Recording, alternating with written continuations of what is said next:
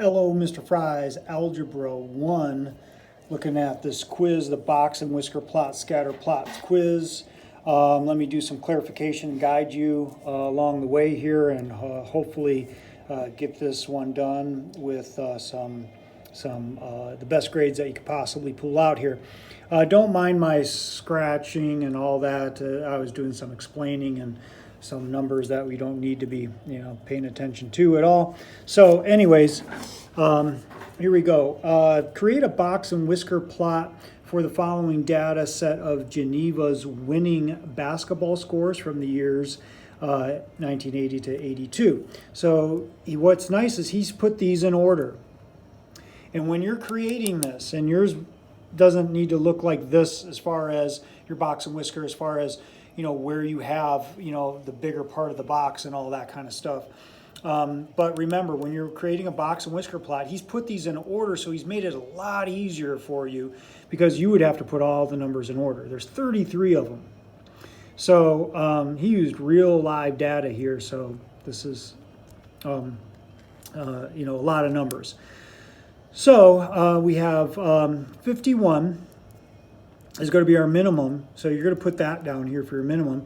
And then you put your maximum, your highest number, and he has it right in order, your maximum. You're going to have to find the median. That goes in the middle line in the box, okay? And you're just going to write it right underneath that middle line in the box, however you draw it, however way you draw it, okay?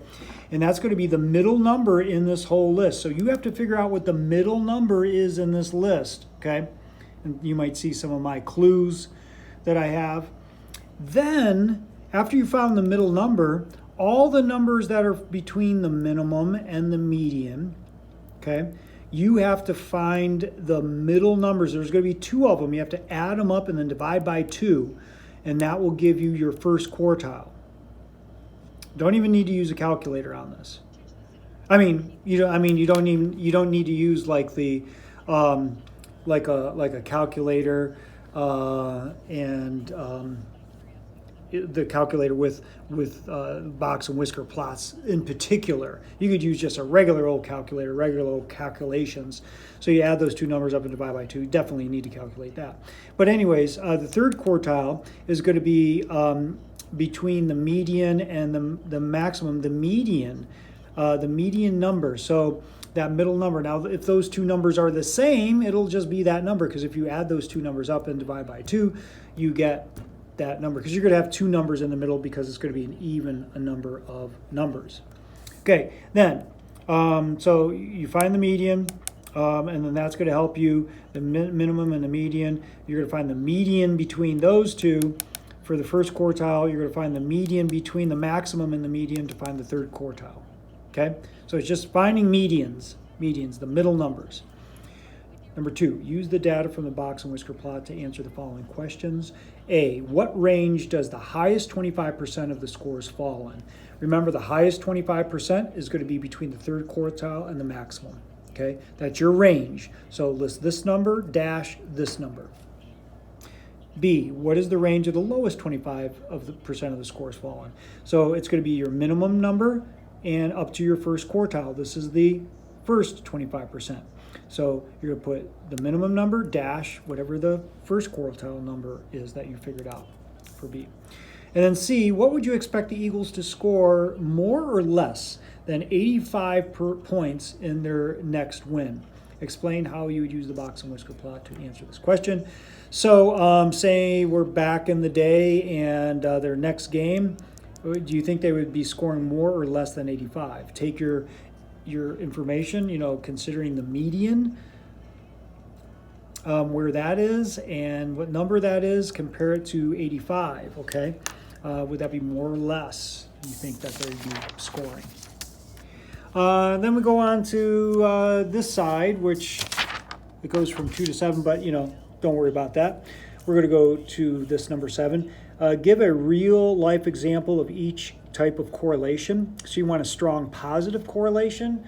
So something that, if you were to, graph it or, take data, the best line of fit, all that kind of good stuff, it's going to be, positive with your, your Y and your X.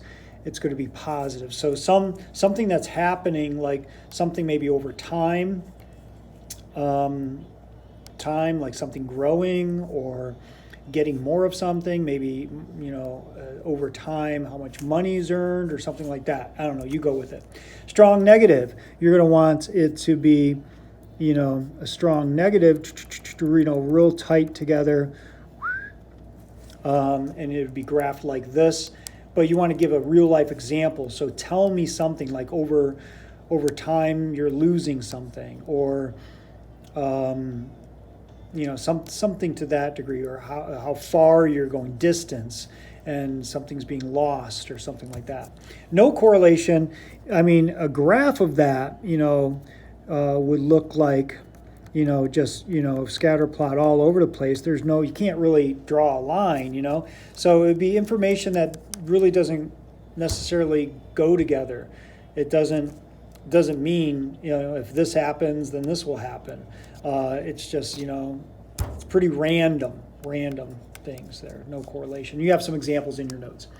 Number 8, list the following correlation coefficients in order from strongest to weakest. Hopefully you're pausing this. Hopefully you've been pausing this. Okay, so remember you're going strongest to weakest. So you want the highest number, the highest number, and then you're going to keep listing till you get to the lowest number. Okay. Number 9, a student who waits tables at CHOPS recorded the cost of every meal, and then the tip he received from the customers. You do not have to create a scatter plot for the data. Then find the line of best fit and answer the questions that follow. So in order to do this, you're going to do the whole 2 lists that you had in this section from your notes from previous problems that you've been doing. So remember, just do step 1 and step 3. If you don't have it and you want to look at mine, you can pause this and blow it up to read it, but you're going to follow those steps, step 1 and step 3, and you're going to create these 2 lists. You're going to then following these directions, you're going to especially down here in step 3, you're going to get an equation, and that equation you're going to plug those A and B numbers in. It's going to give you like an A and B number. It's going to kind of look like your y equals mx plus b, but they use, like I said, they use a couple different letters. On that same page, you're going to get an R equals, that's the correlation coefficient. That number, what type of correlation is that? Is it strong positive, strong negative, or weak negative, or a weak positive, or no correlation at all? Okay.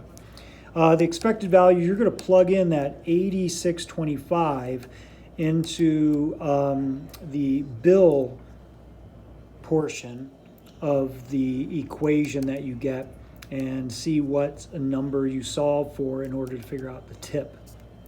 And then the type of correlation, once again, strong positive, I already talked about that. Strong positive, strong negative, weak negative, or no correlation is what you're going to put there. Okay, hopefully this helps, and good luck with this test.